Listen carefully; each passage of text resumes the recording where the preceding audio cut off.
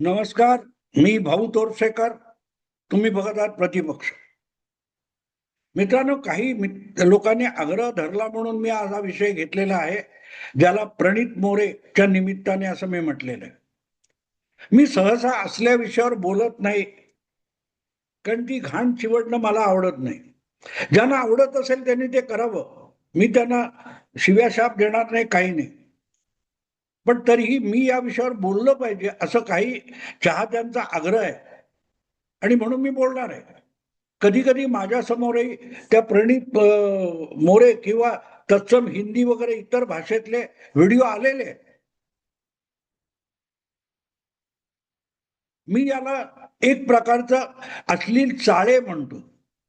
पण अश्लील चाळे हा सुद्धा आपल्या मानवी जीवनाचा एक घटक आहे, सजीव जीवसृष्टीचा एक घटक आहे. काही लोकांनी त्याकडे नाक मुरडून अश्लील चाळे म्हटलं म्हणून ते थांबत नसतात आणि हजारो लाखो वर्षामध्ये शेकडो पिढ्यांमध्ये ते थांबलेले नाही. पण हे सगळ्या निमित्ताने ज्या काय चांगल्या वाईट प्रतिक्रिया मला बघायला मिळाल्या, त्यातून मला एकच वाटलं की प्रणित मोरेकडे बोट दाखवलं की आपण फार सोज्वळ आणि सभ्य आणि सुसंस्कृत आहोत असं दाखवता येतं. ही जी आरोप करण्याची वृत्ती आहे, मला ती आवडत नाही. तुम्ही दखल घेऊ नका ना. मला आठवतं संजय राऊत हे भाष्कळ बडबड करतात, भाष्कळ बडबड करतात. त्याबद्दल बोलताना राज ठाकरेंनी एकदा सांगितलं होतं, अरे तुम्ही चॅनेलवाल्यांनी दाखवायचं बंद करा, राऊत बोलायचं बंद होईल. ती जी काय भाष्कळ बडबड संजय राऊत करतो, ती तुम्ही दाखवता म्हणून त्याला बोलायला लागतं. तुम्ही त्याचे ग्राहक आहात. तर प्रणित मोरे याचं काय आचकट विचकट बोलणं असेल किंवा त्याच्याकडे समोर येणारे अगदी 500,000 रुपये भरून येणारे आणि एकमेकाच्या उखाड्या पाखाड्या करत टाळ्या पिटणारे जो प्रवर्ग आहे, मी त्यांचा विरोधक नाही आणि मी त्यांच्याकडे बघून नाक पण मुरडणार नाही. पण त्यांच्याकडे बोट दाखवलं म्हणजे भाऊ तोरसेकर हा फार मोठा सुसंस्कृत आणि सभ्य माणूस आहे असं मानायचं कारण नाही. आणि असल्या गोष्टी कायद्यामध्ये बसवणं किंवा कायद्याने त्यावर प्रतिबंध आणणं हे मला योग्य वाटत नाही. याचं कारण असं आहे की रस्त्याच्या चौकामध्ये चव्हाट्यावर येऊन कोणी घाण करत असेल त्याला रोखलं पाहिजे. त्याला कायद्याने असेल, नियमाने असेल किंवा समाजाने असेल रोखलं पाहिजे. पण जर बंदिस्त जागेमध्ये ठराविक लोकांना एकमेकांच्या तोंडात घाण भरवायची असेल तर तुम्ही अडवणारे कोण हा माझा प्रश्न आहे. त्यांना ती एकमेकाची घाण खायला आवडत असेल तर तो त्यांच्या स्वादाचा विषय आहे. त्यांचा स्वाद कसा असावा हे तुम्ही आम्ही ठरवण्याची गरज नाही किंवा नियम आणि कायद्याने ठरवायची गरज नाही. मित्रांनो, साधी गोष्ट असते, आपण कपडे घालून वावरतो. कपड्याच्या आत आपण सुद्धा नागडेच असतो. कुत्रा, मांजर, माकड, हत्ती, सिंह जे जे कोणी इतर प्राणी आहेत त्यांना आपलं लिंग लपवावं असं वाटत नाही. लिंग जगाने बघितलं किंवा समागम जगाने बघितला याची लाज वाटत नाही. आपल्यालाच का वाटते, माणसालाच का वाटते, तर आपण हे निर्बंध तयार करून घेतले. आपल्यालाच आपले जे काय अस्तित्व आहे, शरीर आहे, याचा गौरव पण वाटतो, अभिमान पण वाटतो आणि लाज पण वाटते. इतकी चमत्कारिक गुंतागुंत आहे. आणि त्यामुळे शरीराच्या अवयवांविषयी बोललं जाणं हे अश्लील आहे वगैरे वगैरे जे काय बोललं जातं त्या गोष्टी पडायची गरज काय. ज्यांना करायचे ते बंदिस्त जागेत करत असतील आणि तुमच्यावर ते बघण्याची सक्ती नसेल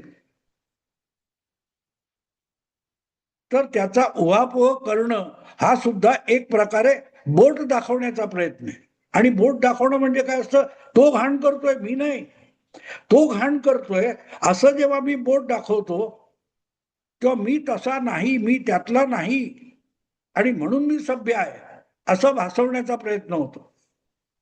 पण चोरून मारून बहुतांश लोक त्याकडे वळून तर बघत असतात. एखादी सोजवळ डोक्यावर पदर घेतलेली महिला रस्त्यावरून जात असेल, तिच्याकडे किती लोक बघतात वळून. पण एखाद्या महिलेचा पदर पडला किंवा तिची पाठ किती उघडी आहे किंवा त्याचे कपडे किती तोकडे आहेत, हे वळून वळून बघणारे शेकडो लोक असतात आणि ते स्वतःला सभ्य आणि सुसंस्कृत बनवून घेत असतात. त्यांना बोट दाखवायला कोणीतरी पाहिजे असतो. आपल्या बालकाला, आपल्या अर्भकाला स्तनपान करणारी आई तुम्हाला दिसली तर तिच्याकडे बघण्याची जी नजर असते, ती नजर दूषित असली तर तुम्हाला त्यात लैंगिकता दिसते, नसेल तर माया आणि ममता दिसते. असं म्हणतात ना की सौंदर्य हे बघणाऱ्याच्या नजरेत असं, समोर नसतं. त्यामुळे हे प्रणित मोरेच्या निमित्ताने जे काय वादळ उठवण्याचा प्रयत्न झालाय, त्याच्यावर कारवाई करावी वगैरे वगैरे वगैरे, मला ती योग्य वाटत नाही. त्यांना शेण खाय, तुम्हाला वाटतं ते शेण खातात, ठीक आहे. तुम्ही नाकाला रुमाल लावून त्या बाजूने जायची गरज नाहीये. त्यांनी तुमच्यावर सक्ती केलेली नाही, मग तुम्ही तक्रार का करणार? बंद दरवाजा आड अनेक गोष्टी घडत असतात आणि त्यासाठी दरवाजा बंद ठेवला जातो. आपण त्या बंद दरवाजाच्या आत काय काय घडलं यासाठी नाक खुपसायला जातो ना, तेव्हा आपल्या नाकाला घाण येते. आपण नाक तिकडे खुपसलं नाही. मला खरंच नाही कळलं. एक दोनदा कुठेतरी माझ्याही समोर आलं, ते 2-4 यचकट विचकट काहीतरी ऐकलं, मी सरकवून टाकलेलं आहे. नाही, हा आपला चॉईस नाही, आपला चवीचं नाहीये. पण ज्यांच्या चवीचं असेल त्यांचं काय, त्यांना बघू दे की. ज्या अर्थी 100, 500, काय ते 1000 रुपये भरून तिकडे आपलीच बेअब्रू करून घ्यायला किंवा दुसऱ्यांची बेअब्रू करायला लोक जमत असतील, तर त्याविषयी तक्रार करायचा अधिकार मला नाहीये. तो त्यांचा चॉईस आहे. हा, ते तुम्हाला सोशल मीडियात टाकावं का याच्यावर होऊ शकते चर्चा. नाही, त्याच्यावर कायदेशीर कारवाई करायला हरकत नाही की हे सोशल मीडियात टाकू नये, हे मी मान्य करतो. पण प्रणित मोरे ज्या पद्धतीचा काय तो कार्यक्रम स्टँडअप वगैरे करतो, त्याच्यावर प्रतिबंध घालावा, तर मग तो चोरून सुरू होईल. चोरून सुरू होईल आणि मग त्याच्यावर धाडी घाला. धाडी घातल्या की त्यांना पैसे खाऊन सोडायची पोलिसांची शर्यत सुरू होते. आपल्याकडची शासन प्रशासन व्यवस्था अशी मस्त आहे की कशावरही बंदी घालायची, कशालाही गुन्हा आणि अपराध ठरवायचा, यासाठी आपल्याकडचे अधिकारी, शासन व्यवस्था चालवणारे, कायद्याचा तर्जुमा तयार करणारे हे उतावळे झालेले असतात. कारण त्यांना माहिती असतं की अशा बंदीतून लोकांना घाबरवता येतं आणि घाबरलेले लोक असतात ते नुसता आरोप करून सुद्धा त्यांच्याकडून वसुली करता येते. अमुक तमुक गुन्हा आहे, पण तो गुन्हा करण्याचा वर जो प्रतिबंध असतो, तो लादणारी जी व्यवस्था आहे ती इतकी भ्रष्ट आहे. किती म्हणते की मी तुझ्याकडे डोळे झाक करतो, त्याच्या बदल्यात मला पैसे दे. पण तो प्रतिबंध नसता तर ती धाड घालायची, बंदी घालायचे अधिकार त्या व्यक्तीला मिळत नाहीत आणि तो भ्रष्टाचार करू शकत नाही. त्यामुळे कशावरही प्रतिबंध लावणं, कायद्याने त्याला गुन्हा ठरवणं, यामध्ये प्रशासनाला खूप इंटरेस्ट असतो. मला एक गोष्ट आठवते मित्रांनो, 1980च्या दशकामध्ये बोफोर्स या तोफा खरेदी करण्याचा जो व्यवहार झाला, त्यामध्ये प्रचंड भ्रष्टाचार झाला म्हणून आरोपाची राळ उडालेली होती आणि त्यावर वेगवेगळ्या बाजूने गोष्टी समोर येत होत्या. त्यामध्ये अदनान खाशोगी नावाचा एक जगातला सगळ्यात मोठा शस्त्रास्त्र व्यापारी होता, सौदी अरेबियन होता आणि त्याची एक मुलाखत मी इंडिया टुडे मध्ये वाचली होती. त्याने त्यात केलेला खुलासा सगळ्यात मोठा महत्वाचा होता. त्यांनी सांगितलं, इंदिरा गांधी 1980 मध्ये पंतप्रधान झाल्यानंतर का असं काहीतरी भारतामध्ये शस्त्रास्त्र खरेदीसाठी ज्या दलाल कंपन्या होत्या त्या बंद करण्यात आल्या, दलाली बंद करण्यात आली. भारत सरकार ही कोणाकडूनही थेट शस्त्र खरेदी करेल. मग फ्रान्स असेल, रशिया असेल, अमेरिका असेल, मध्ये दलाल कंपनीची गरज नाही, असा निर्णय इंदिरा गांधी 80 नंतर पंतप्रधान झाल्या तेव्हा त्यांनी घेतला होता.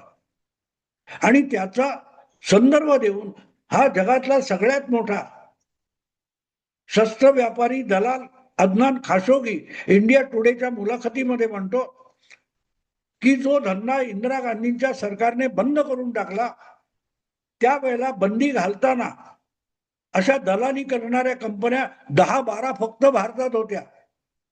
आणि त्याच्यावर बंदी घातल्यानंतर अशा कंपन्यांची संख्या 200च्या 250च्या वर गेलेली आहे. कशी गंमत आहे बघा. जो धंदा प्रतिबंधित आहे तेव्हा त्याची दुकानं वाढतात, आणि जेव्हा तो प्रतिबंधित नव्हता तेव्हा तो 10-12 कंपन्यांपुरता मर्यादित होता. तेव्हा प्रतिबंध घालणं हा एखाद्या गुन्ह्याला खतपाणी घालण्यासारखं आहे. तसंच हे जे काय प्रणित मोरे आणि प्रकरण, मग त्याच्यावर निर्बंध लावा, त्यामुळे संस्कृती बिघडते वगैरे. संस्कृती आणि विकृतीमध्ये काही फरक नसतो. कधीतरी एक दिवस आम्ही विकृतीला संस्कृती म्हणतो आणि ती संस्कृती होते. ट्रान्सजेंडर, तृतीय पंथी वगैरे काय ते, याच्याकडे हेडीसपणे बघणं म्हणजे सुसंस्कृत होतं. आजकाल त्यालाच अगदी सगळ्या मोर्चामध्ये वगैरे अगत्याने बोलवतात. ते सुसंस्कृत आहे, लिबरल आहे. तृतीय पंथाला मला आठवतं 1972 मध्ये आम्ही जेव्हा स्वातंत्र्याची 25वी होती तेव्हा तरुणांचा एक मोर्चा काढला होता, काळा स्वातंत्र्य दिन म्हणून, नामदेव ढसाळच्या नेतृत्वाखाली.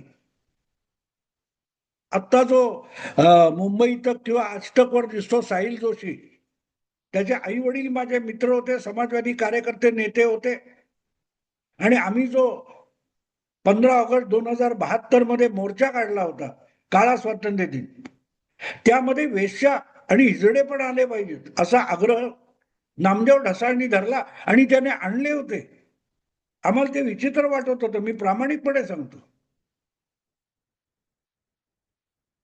आता असलं काहीतरी आपल्या मोर्चात आणणे कौतुकाचं झालं. काल परवा जंतर मंतरच्या त्या मोर्चामध्ये, झुरळांच्या मोर्चामध्ये, निदर्शनामध्ये असेही काही तृतीयपंथी होते आणि त्यांचं कौतुक चतुर्पंथी करत होते, म्हणजे चौथा खांब.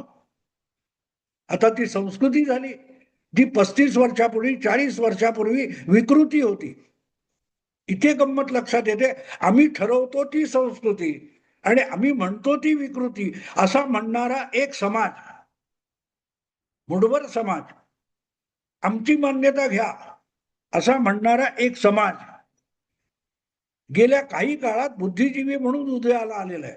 ज्याला पूर्वीच्या काळात पुरोहित ब्राह्मण म्हटलं जायचं, चातुर्वर्ण्यातला सर्वोच्च असं म्हटलं जायचं, आणि तो इतरांना हिणवायचा, ते करणारा आजचा वर्ग बुद्धिजीवी आहे. दुसऱ्याला हीन लेखणं आणि म्हणून आपण महान आहोत असं दाखवणं, या प्रवृत्तीतून ह्या प्रणित मोरेकडे बोट दाखवण्याच्या प्रवृत्ती निपुजत असतात. आणि म्हणून मला असं वाटतं तिकडे दुर्लक्ष करा. काही आभाळ कोसळलेलं नाही. शेकडो वर्षापासून समाजाला शिस्त लावण्याचे जे प्रयत्न झाले ते सतत फसत गेलेले, त्यातून काही निष्पन्न झालेलं नाही. तुम्हाला आवडत नसेल तिकडे पाठ फिरवा, आणि शक्य झालं तर तुमच्या आसपासच्या लोकांमध्ये याबद्दल जागृती करा की बाबा कोण काय आचकट विचकट बोलला चुकीचं आहे, पण ते नाही करणार. बोट दाखवायचं, विषय संपला. कोणाकडे बोट दाखवून मी उच्चभ्रू होत नाही, सुसंस्कृत होत नाही, सभ्य होत नाही. आणि तोही गुन्हेगार ठरत नाही. तेवढं लक्षात घ्या. बाकी तुम्ही शहाणे आहात. मी थांबतो. आवडलं लाईक करा, शेअर करा आणि प्रतिपक्षाला सबस्क्राईब करा. नमस्कार.